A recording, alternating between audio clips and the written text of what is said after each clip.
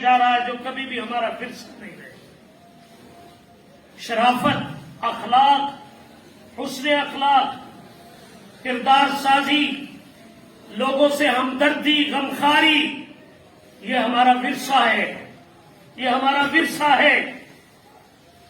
اور ہم اس کا برملا اعلان کرتے ہیں کہ صرف ایک اللہ کی عبادت. انی عبد اللہ، انی عبد اللہ، انی عبد اللہ. ہر ایک مسلمان کی پکار یہی ہونا چاہیے کہ وہ اپنے عمل سے، کردار سے اور اپنی زبان سے اعلان کرتا رہے ہر جگہ کہ ہاں ہاں دیکھ لو مجھے غور سے، میں اللہ ہی کا بندہ ہوں.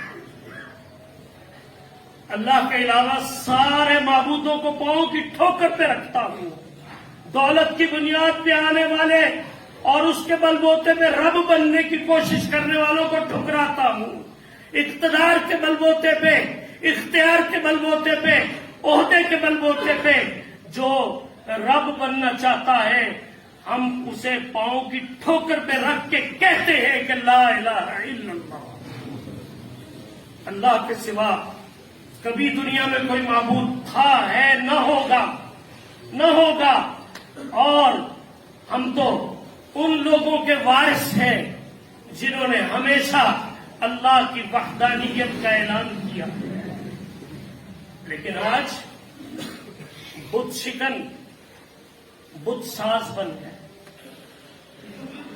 بت شکن، بت ساز بن چکے ہیں.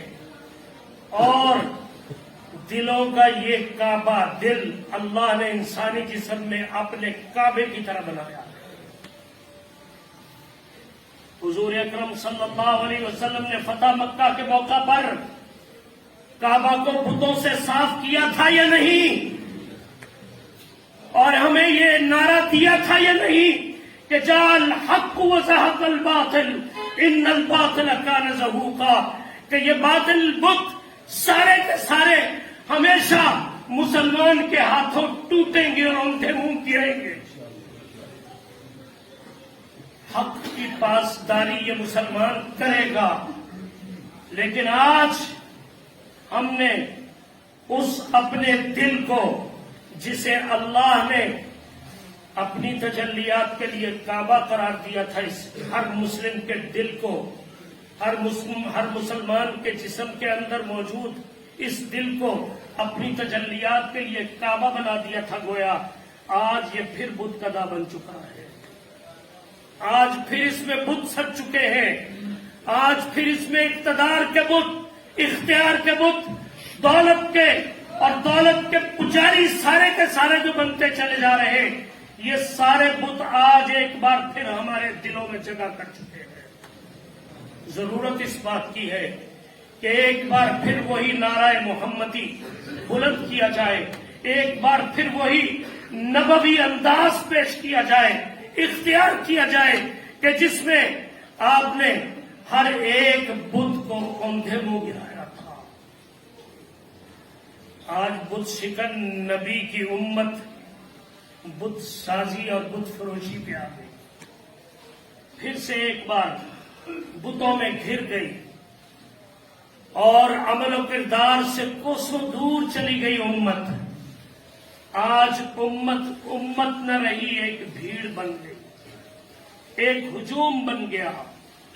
مسلمانوں کا ایک بہت بڑا ہجوم کہ جہاں ہر ایک اپنی اپنی بولی بول رہا ہے، ہر ایک اپنی اپنی دعوت دے رہا ہے، ہر ایک اپنا سوچا ہوا نقشہ دکھا رہا ہے. آج یہ انسان، قرآن کہتا ہے کہ اتنا اللہ کی طرف سے عقل و خرد میں نوازا ہوا ہے کہ یعلمون ظاہرا من الحیات الدنیا وہم عن الآخرۃ ہم غافلون، کہ دنیا کی ظاہری ایک ایک چیز کا علم حاصل کرتے چلے جا رہے ہیں.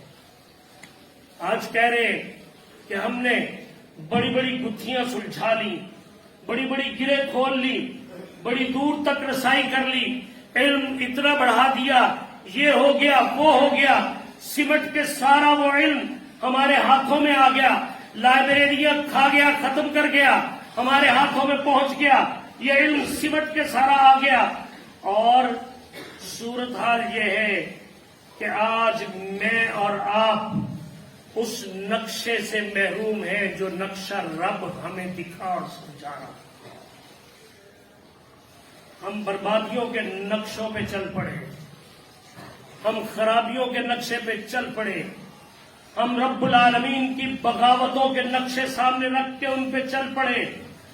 آج کا مسلمان، آج کا انسان حضور اکرم صلی اللہ علیہ وسلم کی دی ہوئی ساری خوبیاں ایک ایک کر کے غیروں کے ڈر سے پھینکتا چلا جا رہا ہے، پس پشت ڈالتا چلا جا رہا ہے، اپنے سے دور کرتا ہوا دکھائی دے رہا ہے، جان چھڑاتا ہوا دکھائی دے رہا ہے، غیروں کے سامنے چیخ چیخ کے کہہ رہا ہے کہ نہیں نہیں، تم نے مسلمانوں کی جو تاریخ پڑھی تھی میں وہ نہیں ہوں، میں وہ نہیں ہوں، میں وہ نہیں ہوں، میں تو تمہاری باتیں ماننے والا ہوں، میں تو تمہارے ساتھ چلنے والا ہوں، مجھے کہو تو صحیح، تم اشارہ تو کرو، میں تو تمہاری ماننے کے لیے ہر وقت تیار اور منتظر کھڑا ہوں۔ حضور کی ساری اچھائیاں عطا کی ہوئی وہ سب پر سے پشت ڈالتا چلا گیا، آہستہ آہستہ معذرت خواہی پہ اتر آیا، دین کے معاملے میں معذرت خواہی پہ اتر آیا، دین سے بھی اور دینداروں سے بھی جان چھڑانے لگا، اللہ کو بھی نعوذ باللہ اپنی زندگیوں میں اپنے انفرادی اور اجتماعی معاملات سے اللہ کو بھی ڈھونڈ ڈھونڈ کے گویا باہر نکالنے لگا، اللہ کی تعلیمات کو چن چن کے گھر سے باہر، زندگی سے باہر، میدان سیاست سے باہر، تجارت سے باہر، اپنے دفتر و دکان سے باہر، اور چاہتا ہے کہ میری نظروں سے بھی کہیں دور ہٹ جائے یہ سارے نقشے۔ آج اس راہ پہ چل نکلا ہے۔ یاد رکھیے، جن راہوں پہ چل کے فرعون بربادی اور ڈوب جانے اور غرق ہو جانے سے نہیں بچ سکا، اللہ کی قسم قیامت تک کوئی بھی اس راہ پہ چل کے کامیاب نہیں ہو سکتا۔ جس راہ پہ چل کے دولت کے بل بوتے پہ اللہ سے بغاوتیں کر کے جو قارون خشکی میں اپنے خزانوں سمیت دھنستا چلا گیا، اور حضور فرماتے قیامت تک اس کے دھنسنے کا، یہ نیچے جانے کا عمل جاری رہے گا۔